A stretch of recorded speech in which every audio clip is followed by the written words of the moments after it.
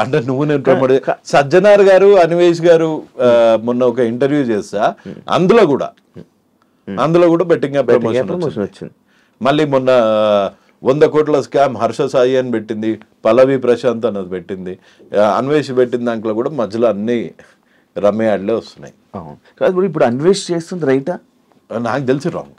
ఎందుకు అంటే లైక్ ఎందుకంటే మీరు ప్యాటర్న్ చూసారు మిమ్మల్ని అంటున్నారు అంటే ఎప్పటి నుంచో ఫైట్ చేసి నేను ఇలా ఉండిపోతే మధ్యలో నువ్వు నిన్న కాక మొన్న వచ్చేదో సజ్జనర్తో వీడియో చేసేసి వైరల్ అయిపోయి ఈ టాపిక్ మీద ఏదో సపోర్ట్ చేస్తున్నట్టు చేస్తే అంటే ఇట్లా అనుకోవచ్చు కదా. ఇప్పుడు నాకు అన్వేష్ ఒక 1.5 year నుంచి తెలుసు, మంచిగా డైలీ మాట్లాడుకుంటాము, దునియా వాయిస్ రికార్డ్స్ ఉన్నాయి, నువ్వు ఇన్స్టాగ్రామ్ చూస్తే తెలుస్తుంది. ఆయన ఈ మధ్య చాలా మంచిగా కూడా మాట్లాడుతున్నాడు, దేవుడు సార్ అబ్బా ఎంతో పోరాడాడు. నేనన్నా ఇది ఇప్పుడు అన్వేష్కి వచ్చింది ఇది ఫస్ట్ ప్రాబ్లమా? భయ్యా సన్నీ యాదవ్, రవి తెలుగు ట్రావెలర్, ఉమా తెలుగు ట్రావెలర్, వీళ్ళని అందరిని ఎంత గలీజ్గా తిట్టిండు, వాళ్ళ వైఫ్ని ఎంత గలీజ్గా తిట్టిండు. నీకు బెట్టింగ్ ప్రమోట్ చేసేటోళ్ళతో ప్రాబ్లం కదా. సో భయ్యా సన్నీ యాదవ్ని తిట్టు, వాళ్ళ మదర్ని అజ్జేపి, సికింద్రాబాద్ రైల్వే స్టేషన్ దగ్గర అజ్జేపి, మీ ఇమ్రాన్ మీ మదర్ ఇది, నీ 3 ఏళ్ల పిల్లోడికి బ్రెయిన్ ట్యూమర్ రావాలా, ఇది పద్ధత? మనోనికి వ్యూస్ ఎప్పుడైతే తక్కువ అవుతున్నాయో అప్పుడే వస్తాడు. లాస్ట్ టైం నిన్న ఏదో వీడియోలో చెప్తాడు, లాస్ట్ టైం అంట నేను బతిమలాన అంట అంటార్టికా నుంచి నువ్వు రా అన్న అనగానే నేను అంటార్టికా నుంచి ఫ్లైట్ ఎక్కి వస్తానంట. అప్పుడు ఏమని చెప్పిండు అంటే ఈ యదవల్ సారీలో పచ్చిగా ఏం చెప్పిండు తెలుసా మనోడు, ఈ బెట్టింగ్ ప్రమోట్ చేసే వాళ్ళకు ఒక్కొక్కడి మొడకి దండం పెట్టి దండేయాలండి, ఇది భారతదేశం చెత్త అండి, ఈ చెత్తనంతా తీసేస్తున్నారండి, వీళ్ళు ఒక స్వాతంత్ర సమరయోధులండి, ఈ చెత్తనా కొడుకులు ఈడు బెట్టింగ్ యాప్ ప్రమోట్ చేయకపోతే ఇంకోటి చూసి బెట్టింగ్ ఆడటానికే పుట్టిన ముండా కొడుకులు అండి, వీళ్ళు చచ్చిపోతారండి, వీళ్ళు చచ్చిపోవాలండి అన్నాడు. ఉందా ఆడియో? ఆడియో మొన్న పెట్టినా. అరే ఇప్పుడు సడన్ గా దేశాన్ని కాపాడే వీరుల్లాగా చిన్న చిన్న వాళ్ళు చచ్చిపోతున్నారు. ఇప్పుడు అరే డ్రామాలు చేయరా మరింత ఘోరం కదా. మొన్నటి వరకు మనము అప్పుడు మురళి గారు ఏది మురళి గారితో నేను అప్పుడు ఇంటర్వ్యూ చేస్తా అంటే హర్ష సాయికి ఫోన్ చేసి నా గురించి గలీజ్గా చెప్పిండు, ఇదే అన్వేష్. మళ్ళీ మొన్న నాకు ఫోన్ చేసి హర్ష సాయి గురించి గలీజ్గా చెప్తాడు. ఈ పుల్లల పని ఏందా? నీ వ్యూస్ రావాలా, నువ్వు మార్కెట్లో హ్యాపెనింగ్ కంటెంట్ ఉండాలా, చెయ్యి, 7 వరకు చెయ్యి, ఒక లెవెల్ వరకు చెయ్యి. లాస్ట్ టైం మనోడు కనుక మధ్యలో వచ్చింది అనుకో, నేను క్రెడిట్ గురించి ఇప్పుడు నన్ను పెట్టి ఇవ్వడు, నాకు ఒక 36 యూట్యూబ్ ఛానళ్ళు లేవు, నేను ప్రపంచ యాత్రికుడిని కాదు, అంటార్టికా అందాలను చూపించేంత ఓపిక లేదు, లేకపోతే ఆటల పోటీలు ఒక్కొక్క పోటీలు అంట రోజుకి 30 ఆటలు ఆడాలంట. ఆటగాడు చాప్టర్ 2 ఇది చూసిరు పక్కన పోరు లేకపోతే మన ముఖం ఎవడు చూస్తలేడు, మ్యాటర్ అది. సో ఎవరినో ఒకరిని తిట్టాలా, కరెక్ట్ టైంకి దొరికిరు ఇల్లు. సజ్జనార్ గారి ముసుగులో కూర్చొని దన్న కొడుతున్నాడు, అది తప్పు బ్రదర్ అని చెప్పిన అంతే. నన్నేమంటలేడు, నన్ను అబ్బా మహాత్ముడు మంచిగా కేసులు పెట్టిర్రు అది ఇది అన్నాడు. ఆ కేసులు పెట్టేటప్పుడేమో వదిలే అని రోజు ఒకటే ఫోను. వీళ్ళు మారరండి, ఒక్కొక్కడికి 30 లక్షలు నెలకి వస్తుంటే ఎందుకు మారతారండి, ఒక్కొక్కడికి 3 కోట్లు వస్తుంటే ఎందుకు మారతారండి అన్నాడు. అంటే అప్పుడు అమ్మ క్రెడిట్ మొత్తం ఇంకి పోతుంది అని అన్వేష్ అనుకుని ఉండొచ్చు. కాకపోతే నా క్రెడిట్ వద్దు, నా వ్యూస్ వద్దు, చూడకండి, నాకు ప్రాబ్లం లేదు. కాకపోతే నమ్మిన వాళ్ళని మోసం చేయొద్దు. ఇప్పుడు నేను శివాబాయి నువ్వు ముందు మంచిగా ఇజ్జత్ గా మాట్లాడి వెనకాల గలీజాడు వల్గర్ ఫెలో ఎప్పుడన్నా ఇట్లాంటి బ్యాక్ పిక్చర్ నా దగ్గర చూసినా ముందు ఇట్లా చైతుబాయి ఎట్లున్నా నమస్తే అదే ముందు అనే అవకాశం ఉంటేనే వెనకాల అనాల, ముందనే అవకాశం లేకపోతే వెనకాల అన్నాడు ఎందుకు? ఈయన చేసేవన్నీ ఇదే వివరాలు. ఈ సీసీటీవీ ఆంటీలు అంటారు కదా, అంటే అరుగు మీద ఎవరింటికి ఎవడు వస్తుండు, ఎవరు ఏ చీర కొన్నారు, ఎవరింట్లో ఎన్ని వస్తువులు ఉన్నాయి, సీసీటీవీ ఆంటీ లాగా తయారైంది అన్వేష్. ఇప్పుడు ఆయన సీసీటీవీ ఆంటీ లాగా చేస్తే సమాజానికి వచ్చిన నష్టం ఏం లేదు. పాపం సజ్జనార్ గారిని చేస్తున్నాడు. సజ్జనార్ గారు చేస్తుంది ఎందుకు బ్రో తప్పు అంటున్నారు? ఎందుకు తప్పు కాదు. ఇప్పుడు దీనికి ఇప్పుడు మామూలుగా నువ్వు నీలాంటి వాళ్ళు నాలాంటి వాళ్ళు నార్మల్ జర్నలిస్టులు ఎవరన్నా అరే బాస్ ఇది this is not going in the right way, ఆయన ఏమో reach thank you 50K thank you 100K అనేమో ఆయన పెడుతున్నాడు. And at the same time ఆయన ఓన్ శాఖ ఆర్టీసీలో కాళేశ్వరంలో 1,50,000 కోట్లు అయింది. దాని గురించి ఎప్పుడన్నా సజ్జనార్ గారు ప్రశ్నించారా? నాకు అవినీతి ఎక్కడ కావట్లేదా? ఏపీఎస్ఆర్టీసీలో 200 కోట్లు అవినీతి అయిందని అక్కడ ఎంప్లాయీస్ స్ట్రైక్ మీద ఉన్నారు. దాన్ని అడ్రస్ చేయవా? చేయన్నా? అది వదిలేసి ఈ పిల్ల యూట్యూబ్ ఛానల్ మొన్న కూడా చూసిన, కొంతమందికి ధమాక్ ఉందనుకుంటారో లేదో అనుకుంటారు.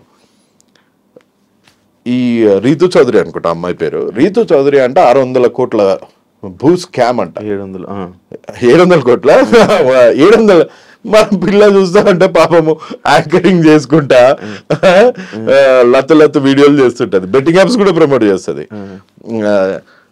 ఇప్పుడు శ్రీ సత్య ఆ అమ్మాయిని అడిగినట్టున్నావు కదా క్వశ్చన్, ఓ బెట్టింగ్ యాప్స్ వాళ్ళకి మస్తు పైసలు వస్తాయంట కదా, ఇట్లా రవి అనేటోడు వీడియోలు పెడుతుంట, ఆమెకు 10,000 ఇచ్చిర్రట, 10,000 20,000 ఇచ్చారట యాక్టివిటీ, లేకపోతే 1,00,000 రూపాయలు ఇచ్చారు. సో అట్లా ఒక్కొక్కళ్ళ లెవెల్ బట్టి ఒక్కొక్కళ్ళకి ఇస్తారు. కోట్లేం కాదు, లక్షలు, డీసెంట్ మనీ ఇస్తున్నారు. కానీ పెద్ద వాళ్ళని పట్టుకోవాలి కదా, మంచులక్ష్మి గారిని పట్టుకోవాలా, అల్లు అరవింద్ ని పట్టుకోవాలా, సోను సూద్ ని పట్టుకోవాలా, వాళ్ళందరిని వదిలేసి బచాల మీద వెనకాల ఆపియాలి కదా, యాప్ ఆపాలా. పరీ మ్యాచ్ 1x బెట్టు, 2x బెట్టు, 3x బెట్టు, ఇండ్ బెట్టు, డఫా బెట్టు, లోటస్ 360, 460, 560. ఒకప్పుడు ఈ యాప్స్ మన తెలంగాణ ఆంధ్రాలో ఓపెన్ అయ్యేవి కాదు. కాకపోతే ఏం చేస్తున్నారంటే ఇప్పుడు ఈ బెట్టింగ్ యాప్స్ అన్ని ఇక్కడ ఇండియన్ రిజిస్టర్డ్ కాదు. సో ఇవన్నీ కుర్సావో రిజిస్టర్డ్, కుర్సావో, మాల్టా, వర్జిన్ ఐలాండ్స్, ఈ 3 ప్లేసెస్ అంటే వరల్డ్ లో మోస్ట్ నోటోరియల్ ప్లేసెస్ అనమాట ఇవి. ఇది కుర్సావో కానీ, మాల్టా కానీ, వర్జిన్ ఐలాండ్స్ కానీ. ఇక్కడ ఈ యాప్స్ పెట్టి ఇవి మీకు జీబీపీ ఎలా ఉండదు, ఇందులో నువ్వు పౌండ్ వేయడానికి ఉండదు, డాలర్ వేయడానికి ఉండదు. ఒకప్పుడు టెర్రరిజం అన్నది ఎట్లుంటుండే అంటే ఇక్కడికి వచ్చి ఏ ట్రైన్ స్టేషన్లను ఏ గేట్వే ఆఫ్ ఇండియాలో బాంబు పెట్టేడుతుండే. ఇప్పుడు అది కాదు, ఇది జోబ్ లో పెడతాడు అనమాట. మన మొబైల్లోనే బెట్టింగ్ యాప్ అని ఒక బాంబు పెడతాడు. దీన్ని ట్రాయ్ దృష్టి నుంచి మళ్ళిస్తారు. ట్రాయ్ అంటే టెలిఫోన్ రెగ్యులేటరీ ఆఫ్ ఇండియా. అక్కడ నుంచి చేసి నెట్వర్క్ లో నువ్వు ఒక సైట్ బ్లాక్ చేస్తే ఇంకోటి క్లోన్ అయిపోయి నెక్స్ట్ మినిట్ అవైలబుల్ ఉంటుంది. నీ యూజర్ డేటా ప్రతి ఒక్కటి అది ఉంటుంది, followed by loan apps. So తప్పించుకోలేడు అన్లెస్ మనుషులకి కంట్రోల్ ఉంటాయి. కానీ ఇది ఎవరు చేయాలి? గవర్నమెంట్ బ్యాన్ చేయాలి. గవర్నమెంట్ బ్యాన్ చేసింది. సో ఇప్పుడు అధికారులకి చట్టాలు ఉండాలి. చట్టాలు ఎట్లా వస్తాయి? మన ఇండియా లాంటి కంట్రీలో చట్టాలు ఎట్లా వస్తాయి? బెట్టింగ్ యాప్స్, క్రిప్టో ఫ్రాడ్ అని మొన్న హైదరాబాద్ లో ఒక నాకు తెలిసి కనీసం 1,000 కోట్ల స్కామ్ అయింది. క్రిప్టో అందరికి వ్యాలెట్లలో నేను ఇంత సంపాదించాను అంత సంపాదించుకున్నా అన్నారు. బూడిదే, ఏం కాలే అక్కడ. సో క్రిప్టో ఏమైంది? వర్స్ట్ అయిపోయింది. సో క్రిప్టో పెద్ద క్రిప్టో స్కామ్ ని ఎవరు ఎక్స్పోజ్ చేయలేకపోయారు. సో ఏ స్కామ్ అన్నా, చీటింగ్ స్కామ్ అన్నా, ఏ స్కామ్ అన్నా ఇండియాలో ఎట్లా అంటే దాన్ని ముందు దానికి తగిన సెక్షన్స్, దాని మీద చట్టం చేయాలి. సో చట్టం చేయాలంటే పొలిటీషియన్స్ చేయాలి. అంటే ఎక్కడి నుంచి చేస్తారు? వాళ్ళకందరికి ఈ బెట్టింగ్ యాప్స్ నుంచి డబ్బులు వస్తుంటే వాళ్ళు ఎందుకు చేస్తారు చట్టాలు? ఒకప్పుడు స్టార్టింగ్ లో యువసామ్రాట్ హర్ష సాయి మించిన క్రిమినల్ లేడని చెప్పిన నేను చెప్పలేదు అప్పుడు, నేనేమనలేదు. ఇప్పుడు మారిపోయింది హర్ష సాయి, ఇప్పుడు హర్ష సాయి సాయిబాబా అయిపోయాడు అని నేను చెప్తలే. ఎందుకు సడన్ గా కలిసిపోయాడు, ఫేవర్ అయిపోయాడు, రూట్ మార్చేసాడు, తీసుకున్నాడా? అదే నీకు చెప్తున్నా అన్న. ఇప్పుడు శివాబాయ్ నువ్వు బెట్టింగ్ యాప్స్, నేను బెట్టింగ్ యాప్స్ ప్రమోట్ చేస్తున్నా. నీకు బెట్టింగ్ యాప్స్ ప్రమోట్ చేయకు బ్రో, నీకు కొంచెం దాని మీద కొంచెం ఐడియా వచ్చింది, నువ్వు ఫైట్ చేస్తున్నావు, నువ్వెవరో నాకు తెలియనప్పుడు నేనెవరో నీకు తెలియనప్పుడు మన ఇద్దరం కొట్లాడుకుంటాం. ఒక వన్ ఫైన్ డే సరే శివభాయ్ నీ ప్రాబ్లం బెట్టింగ్ యాప్స్ కదా, నేను ఇంకా బెట్టింగ్ యాప్స్ ప్రమోట్ చేయను అంటావు. చెప్పాను, చెప్తే నువ్వేమంటావు, అయినా నేను నిన్ను వదిలేయ్యా, అయినా నేను నిన్ను ట్రోల్ చేస్తూనే ఉంటా, నా రీచ్ వచ్చేంత వరకు నిన్ను ట్రోల్ చేస్తా, నువ్వు నాశనం అయిపోయినంత వరకు నేను ట్రోల్ చేస్తా అంటావా?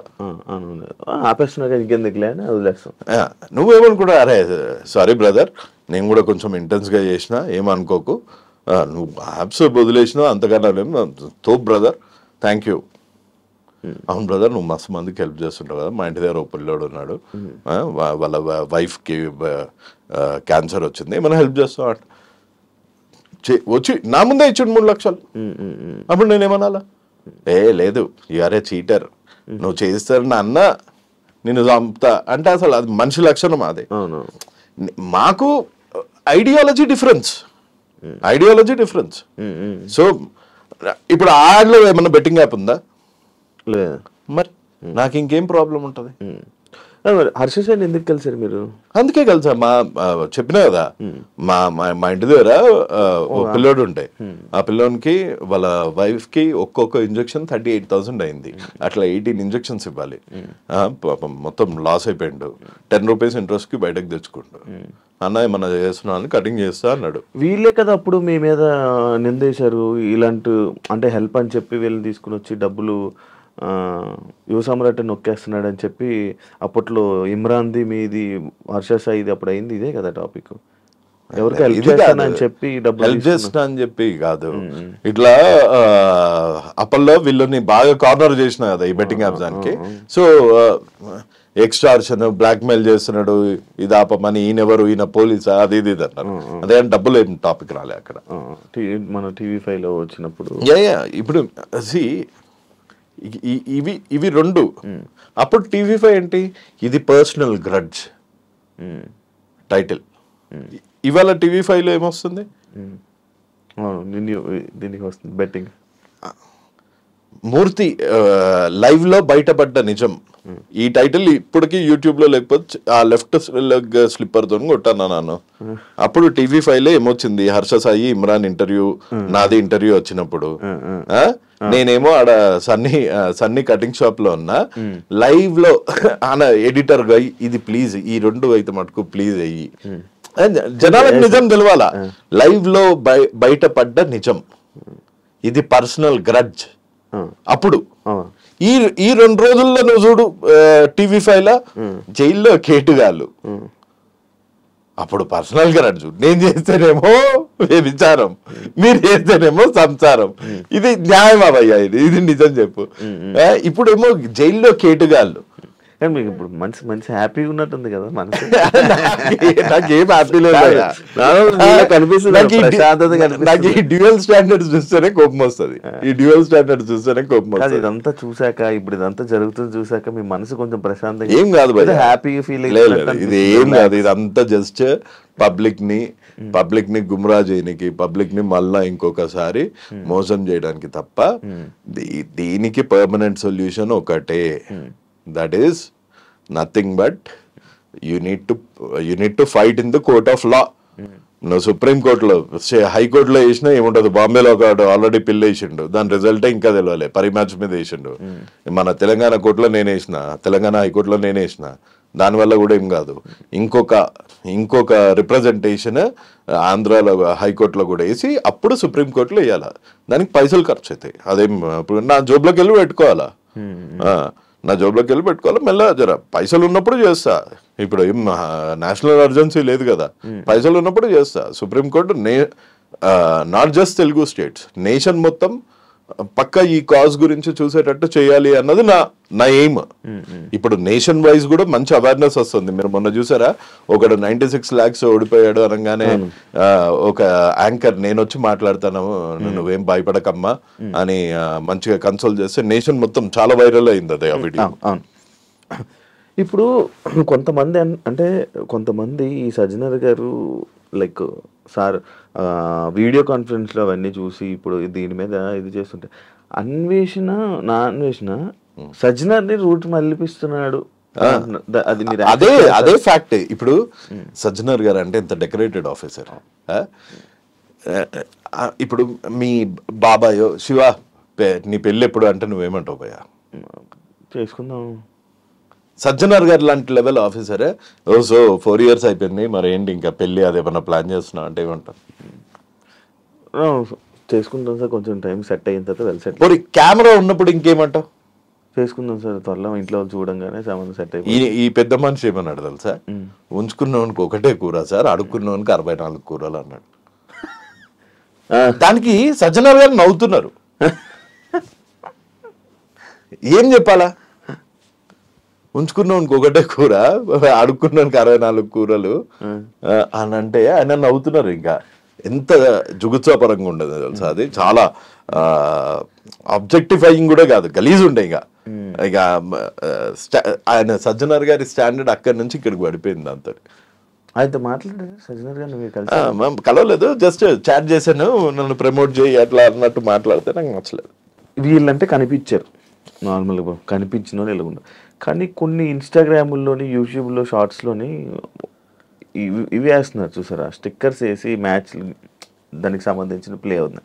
మరి అలా చూసుకుంటూ పోతే బోల్డ్ మంది ఉంటారు కదా, వీళ్ళని ఎందుకు పాయింట్ అవుట్ చేసి మరి ఇది పబ్లిసిటీ పిచ్చి ఓ 4 రోజులు అయిపోతే నాకు తెలిసి ప్రతి డిజిటల్ ఛానల్ కొన్ని లక్షలు దీని మీద సంపాదించేసుకొని వ్యూస్ పరంగా మనం అందరం టైం వేస్ట్ చేసుకొని కొంచెం డబ్బులు సంపాదించేసుకున్నాక డెఫినెట్ గా సెటిల్ అయిపోతుంది. సడన్ గా లెగుస్తున్నారు, సడన్ గా అయిపోతుంది, సడన్ గా లెగుస్తున్నారు, సడన్ గా అయిపోతుంది. ఇప్పుడు ఇది కూడా మొన్న నా అన్వేషణ మన ఆ పిల్లోడు ఎవరు లోకల్ బాయ్ నాని అరెస్ట్ వల్ల నిజంగా సమాజంలో ఏమన్నా మార్పు వస్తుందేమో అని ఆశపడే జీవులు అందరూ కలిపి ఇప్పుడు సపోర్ట్ చేస్తున్నారు. ఐ సపోర్ట్ సజ్జనర్ గారు,